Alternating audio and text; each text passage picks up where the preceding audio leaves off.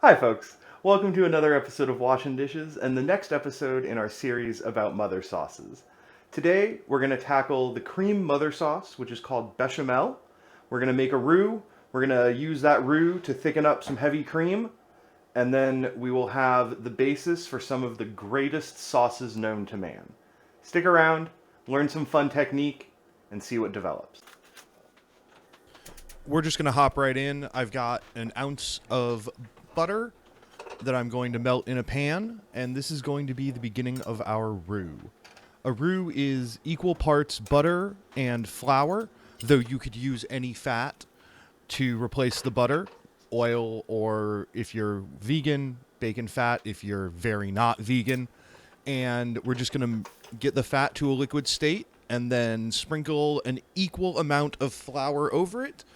So 1 ounce of butter, 1 ounce of flour gives us a total of 2 ounces of roux.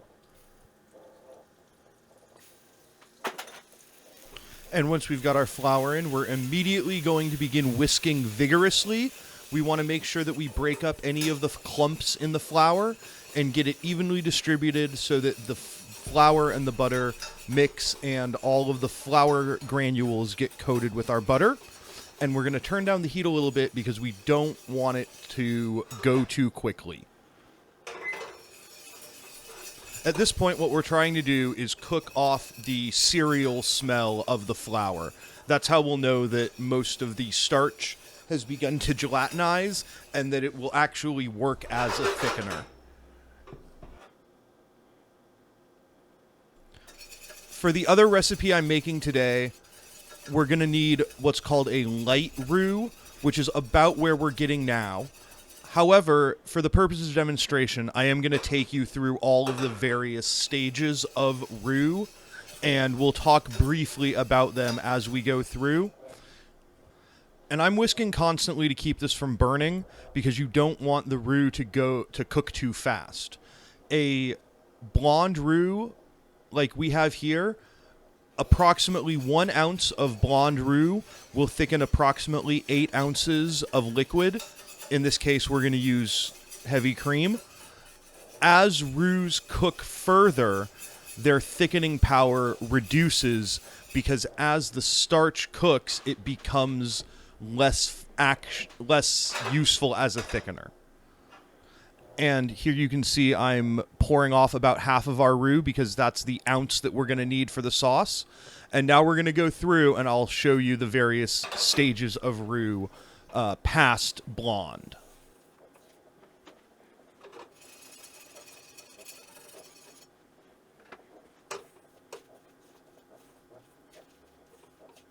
And at this point, we're just starting to reach a brown roux or a medium roux. You can see it's noticeably darker, more of kind of a golden, toasty color than the blonde light roux that we took out earlier. And I'm going to keep cooking this as it goes through the stages.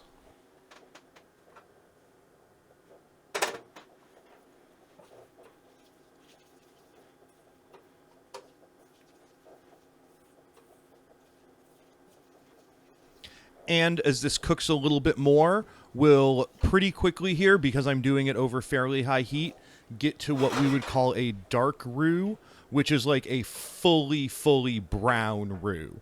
Like a brown, get browning on the outside of this chicken color brown. And then the final useful stage of roux that I'm going to show you is what's called a brick roux, which really only shows up in some like Creole Cajun food right here. It's not particularly effective as a thickener. You need a lot of it, but it adds like a really amazing toasty flavor. And beyond brick, we very quickly get to a burnt roux. Yeah, I filled my kitchen with the smell of burnt flour just to show you this. Since I burned the flour in the other pan, we're going to switch to a different pan to make the actual sauce. And I'm just adding the roux in. You just have to heat it back up and it'll be good as new. Roux will keep in the fridge, but you never make enough for that to matter at home. I'm just going to get this whisked up a little bit and then spread it out so that I can add my cream. And you always want to add cold liquid to hot roux, and you always want to whisk it as it goes in to avoid it, causing any clumps or anything like that. We're just going to whisk until the roux is well distributed throughout the liquid, and then every few minutes we'll just kind of keep it moving around to prevent the roux from settling down to the bottom and burning or failing to do its thickening job. Now, in a wide pan like this with not very much liquid, this isn't going to take very long to reduce, so I'm just kind of giving it a quick stir. I've got the heat as low as my stove will go, and it's boiling, simmering pretty heavily. So I'm going to keep it moving around a little more than you would have to do if you were making, like a pint or a quart of this. And I think we've mentioned it before that we generally consider sauces to be the appropriate thickness, also known as quote-unquote sauce consistency, when they reach what in French is called nappe, N-A-P-P-E. I think there's an accent. It just means it coats the back of a spoon and doesn't, drip into the line you draw with your finger. And once it's reached nappe, I'm going to go ahead and get it out into a bowl, just so it doesn't, overheat or burn or over-reduce or anything like that. And this bechamel is basically good to go.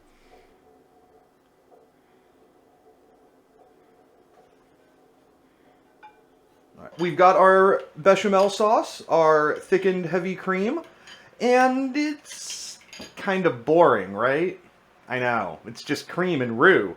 It's tasty, you could season it up and it would be delicious. You could add a little more cream, thin it out. You could add some mustard and have a nice mustard cream sauce, or garlic, or any number of other things. Or you could do my personal favorite, add some cheese and make a Mornay sauce. That might become relevant later. Shh. Anyway, thanks for hanging out. Thank you for taking the time to learn how to make one of the classic mother sauces. Roux will serve you well in infinite cooking applications, and I look forward to continuing to show you various mother sauces and daughter sauces as we move along in this series. Hey, thanks for staying till the end. I really appreciate it. If you like that, check out a couple of these other videos. They're probably up your alley too. I have a Twitch channel at twitch.tv/washinthewind. I'm on Twitter at washinthewind, and I'm on Instagram at washinthewind, but without the E, mostly because of the character limit. If you'd like to show some support, a Twitch sub or a Patreon subscription would be wonderful, but what helps the most is a like, a subscribe here, and sharing the video with your friends.